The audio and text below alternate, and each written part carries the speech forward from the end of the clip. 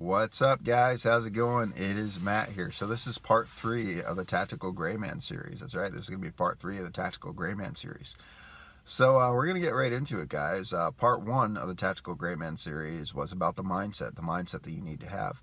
Part 2 of the Tactical Grayman series was about the gear, the ADC, the everyday things that you might want to take into consideration. It's about minimalism, which is very important when it comes to being able to move around. This video is going to be about the plan. Alright, this is going to be more, preppers are going to prefer this video out of all the other ones. So this is about preppers, okay? This is about prepping, the plan that you need to have in case of a bad situation. So, let's get into it.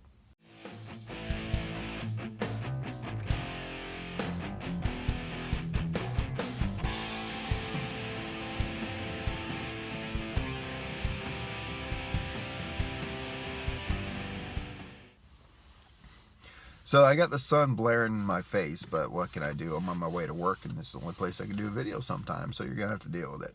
But anyway, so we're going to get right into it, like I said, is... now, when people think of the Tactical Grayman, I've talked about it earlier, it's about... Pretty much Grayman means urban environment. Is basically what they talk about. Urban environment, city environment, built-up environment. You're trying to get from point A to point B without being noticed. Or you're trying to get from your home to your bug out position. That's pretty much what it is. Or you're from your bug out position, you're just trying to gain intelligence. So this is a big when it comes to prepping. This is a big prepping topic. Now, I've done a couple videos on this before about things you need to do, but this stuff is specifically detailed towards this type of situation. Now, there's a couple situations where you're going to want to need a Grayman in the prepping scenario. So that would be obviously invasion. All right, obviously it would be invasion, which is very highly unlikely. It probably wouldn't happen very well. It would be invasion. The other possibility is it could be some natural disaster and the law enforcement is not out. The first responders are no longer available, so you have to survive and you have to get to safety. So when we talk about the things that you need to do, you have to have a plan before any of this even happens, before any bad stuff happens, before any SHTF situation, WRL. If you guys don't know what that means, you know, shit hits the fan, or without rule of law. All right, or without rule of law comes. So you have to have a plan prior to this. You can't be last minute, oh crap, I should probably do this now. You're going to be screwed. You need to have a plan prior to any bad situation.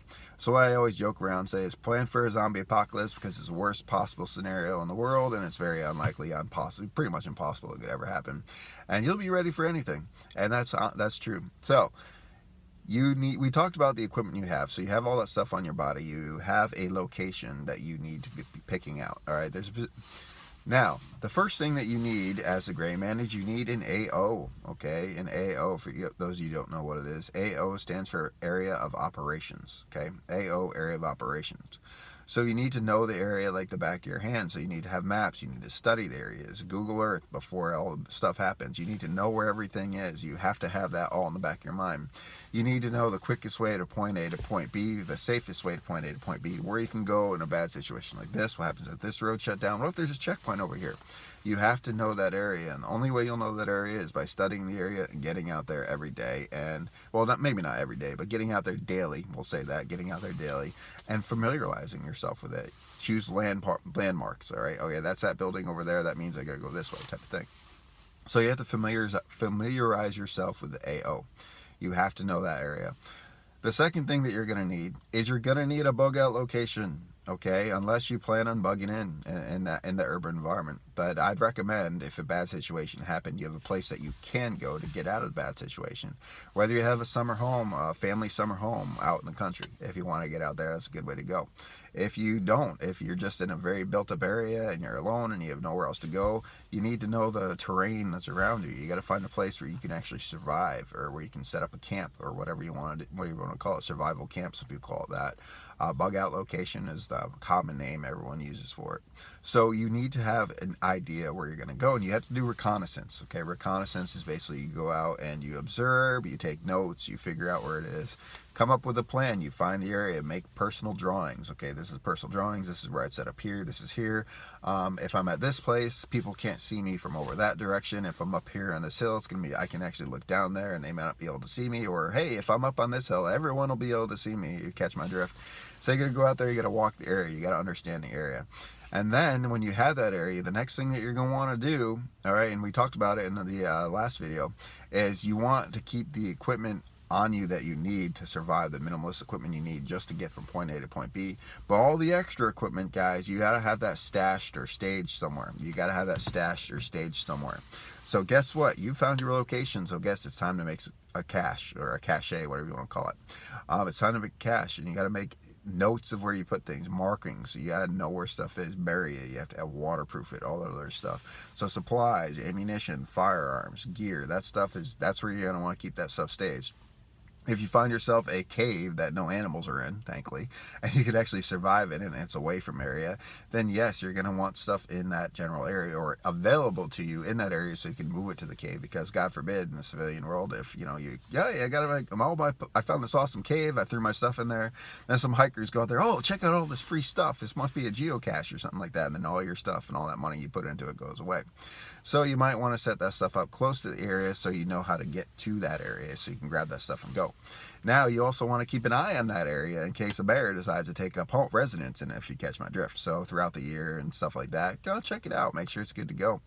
Make sure your markings are still there so you don't lose place when there's snow on it or muddy or whatever it is, so you know exactly where your stuff is. So you gotta have that stuff staged. And the Grayman's getting from point A to point B, you're getting out to your survival area, your bug out location, to actually get a hold of your stuff to survive out there. All right, so you got to know that. Now, when you're out in that area, guys, you have to know that area as well, like the back of your hand. You have to know where everything is. And I'd recommend probably setting up other stashes along the way too. If you just have one stash and all your ducks are over there, all your ducks in a row in one stash, and then something bad happens, you have to move to another stash, congratulations, you don't have any more stuff because you lost it all at another stash. So spread your stuff out, have a couple different stashes, know the areas, have markings and know where it is. Not obvious markings, so like, oh, let's dig here, there's stuff under here, but have some markings so you know exactly where to find the stuff that you stashed in there, the cache where you have stashed.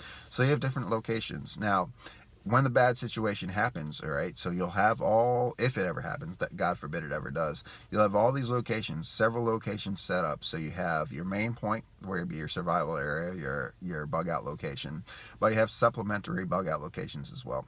So let's say like Red Dawn, for example, great movies, great movies. First one was pretty good, second one I think was a little bit better.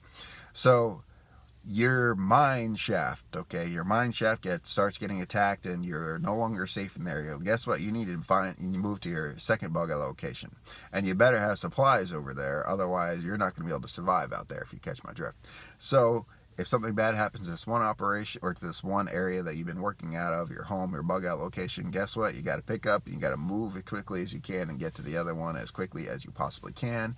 And congratulations, you have a second location, right? And maybe you'll be lucky there, or maybe something will happen and they'll track you out there and you'll have that. But now once you set up that second one, you're going to want to set up other ones too, right? Just in case something bad happens, you have to move, all right? Or maybe the weather changes, who knows? Maybe the spring melts if you're in cold area, or the serious rain or something like that makes it hard to live in the other area. Then you have to have other locations you can move for various times of the year. So like I said, you have a stash, you have a plan, you know how to get to that plan, you know the areas like the back of your hands, you get out there 100%, and then you have supplementary positions where you can move from one to the other in case of a bad situation, in case of weather, or in case of anything like that. So that is the plan that you need to have, guys. You need to have something that's similar to that. And a lot of people are like, oh, that's ridiculous. And I'm like, yeah, there's a lot to cover in that, and God forbid anything bad happens. But it's probably a good idea to have some sort of backup plan. It really is a pretty good idea to have some sort of backup plan. I have a backup plan as well. Matter of fact, I have directions stashed in both my wife's vehicle, in my vehicle, in my personal bag of how to get to our location, an old family house that we have that's way out in the country, a little ways away, and I have the exact directions and everything else to get there, and we have a plan. Something bad happens, that's where we go. All right, that's where we go. So it's good to have a backup plan. It really is. Now, if people that don't have like a family house or something like that that's been in the family for years, like I do, then you got to figure out something, whether it's a hunting area or something like that, where there's survival sheds. Believe it or not, in a lot of areas, especially big wilderness areas, there are actual survival sheds out there. The rangers set up different survival sheds for you, the state rangers and stuff like that. So you can actually use those locations. All right, you can use those locations. Just expect to see more people coming in and out, right? So anyway, so once you set up out there and you have all that stuff, the next thing you need to look at is developing a community. All right, developing a community.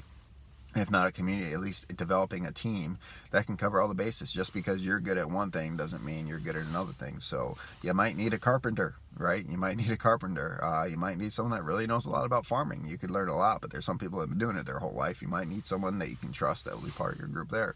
You're going to need security. Everyone's got to take their turns, hold security, keeping safe, and you got to have some sort of security presence out there.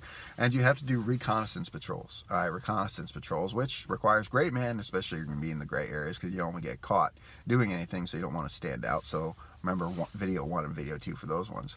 You need to keep an eye on what's going on. You need to know what's going on. You know where enemy troops are. Where if it's like I said, it's a bad. This is a SHTF WRL situation. So you got to know where the gangs, the bad gangs are, the bad people are, the forces are. You got to know where that stuff is.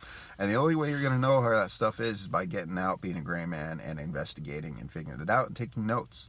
All right, and you need to create a line, like a supply line. You need to have people inside the city or wherever that can actually help you with different things. You provide this for them, they provide this for you, right? Basically bartering and trading and stuff like that. Because, unless you're a reloader and you can haul all that equipment out to your location nonstop and have various locations of it, you're going to need some brass, right? You're going to need some brass if it's that rough of a situation.